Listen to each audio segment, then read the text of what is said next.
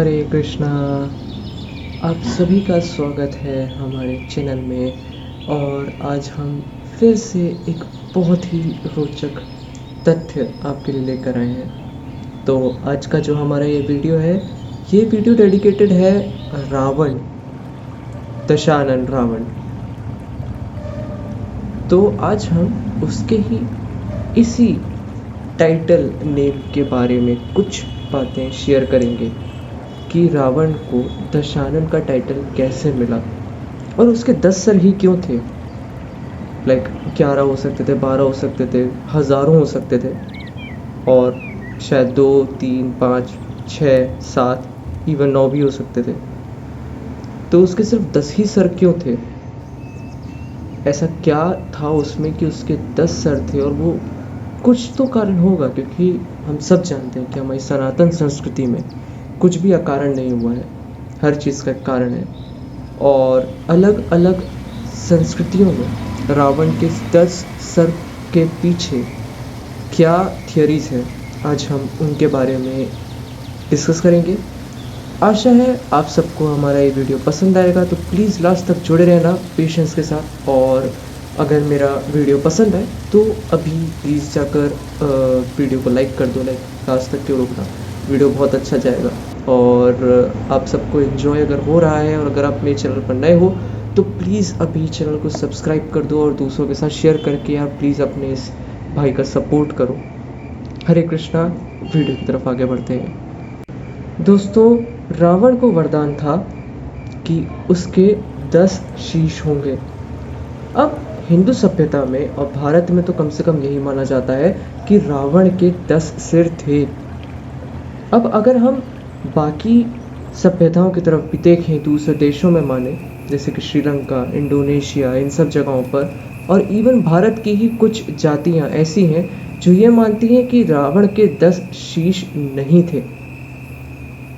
इनका ऐसा मानने के पीछे यह कारण है कि रावण कई अनेकों ग्रंथों, वेदों, पुराणों, स्मृतियों में पारंगत था।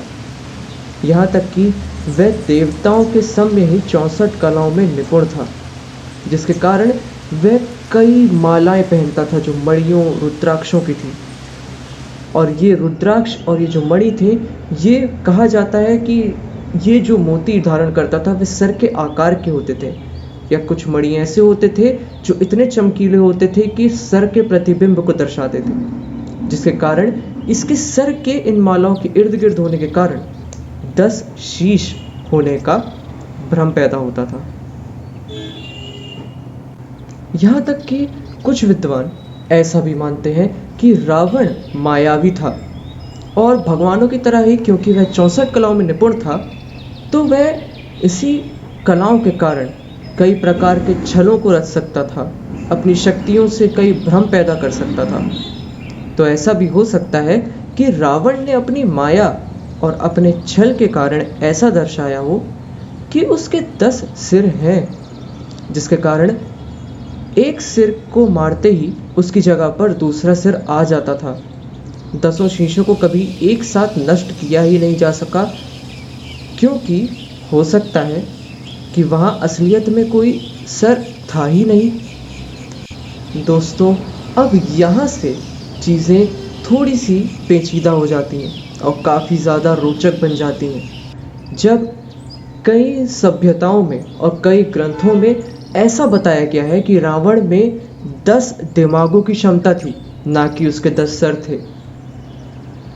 यह लिखा हुआ है प्राचीन ग्रंथों में, और कई देशों में भी ऐसा माना जाता है। ऐसा क्यों कहा गया, इसके पीछे एक बहुत ही रोचक तथ्य बताता हूँ दोस्तों। हमारे जीवन में जन्म से ही शरीर में 4 चक्र जागृत होते हैं। वैसे तो हमारे शरीर में 112 चक्र होते हैं, जिन्हें 7 चक्रों की श्रेणी में बांटा गया है। इन 112 चक्रों में 4 चक्र जागृत होते हैं जन्म से ही, जिनकी शक्तियों से हमें चेतना प्राप्त होती है, हमें सोचने समझने की क्षमता मिलती है, हमें बल मिलता है, शरीर पर संयम रखने का भी हमें बल मिलता है। हम अपने शरीर को महसूस कर सकते हैं, और सभी इंद्रियां इन 4 चक्रों से अनुभव होती हैं या अनुभव करी जा सकती हैं। हम अपना पूरा जीवन मात्र इन 4 चक्रों की सहायता से निकाल देते हैं और इन 4 चक्रों की क्षमता दिमाग का मुश्किल से सिर्फ 1 से 1.5% हिस्सा ही उपयोग में लेती हैं। हमारे कलयुग के सिद्ध महापुरुष और साधु संत अपने दिमाग के 4 से 5% या कुछ तो 6% क्षमता का उपयोग करते हैं, जिसके बाद वह इतने शक्तिशाली हो जाते हैं कि वह किसी भी प्रश्न का सटीक उत्तर दे सकते हैं, चाहे वह प्रश्न कुछ भी हो। तो अगर हम अपनी दिमागी क्षमता का 100% उपयोग में लें तो हम शरीर के साथ ही मोक्ष को प्राप्त कर सकते हैं, जिसके पश्चात इस शरीर का ना कोई पुनः जन्म होगा और ना ही कोई और इस शरीर का उपयोग कर सकेगा। तो क्या यह कहना गलत होगा कि रावण की दिमागी क्षमता 10 दिमाग की थी? क्योंकि अगर एक दिमाग अपनी 100% क्षमता से इतना सब कुछ कर सकता है, वह एक हद तक देवतुल्य हो सकता है, तो क्या 10 दिमागों की शक्ति का 100% इस्तेमाल करने से क्या वह किसी मनुष्य को नवग्रहों के ऊपर पांव धरकर सिंहासन पर बैठाने की क्षमता नहीं दे सकते? क्या वह किसी जीव को समस्त देवताओं पर शासन करने की क्षमता प्रदान नहीं कर सकते? ये 10 दिमागों की शक्ति है। अब रावण को दशानन ही क्यों कहा जाता है? तो रावण को दशानन कहने का मूल अर्थ यही है कि दशानन यानी कि 10 मुखी वाला यानी कि बहिर्मुखी प्रतिभा जिसे हम कहते हैं वही है, पर यहाँ पर इसका एक भिन्न अर्थ भी है दोस्तों, और वह अर्थ यह है कि जिसने अपनी 10 इंद्रियों पर विजय प्राप्त कर ली हो, जिसने अपनी 10 इंद्रियों के मुख को खोल दिया हो, वही दशानन है। रावण और भगवान जब उसका एक शीश काट देते थे तब दूसरा शीश अपने आप उगाता था।